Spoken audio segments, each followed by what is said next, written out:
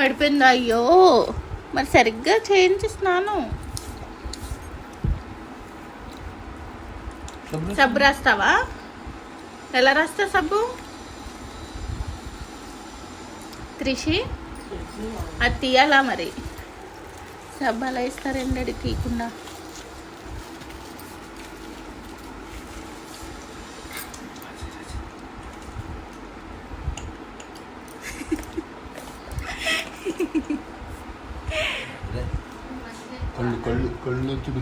కళ్ళల్లో సబ్బు వేస్తారమ్మా. కళ్ళు నీ కళ్ళు కదా, దీని కళ్ళు. నీ కళ్ళు కదా, దీనికి కాళ్ళ దగ్గరికి మరి జారిపోతుంది, ఏడుతుంది.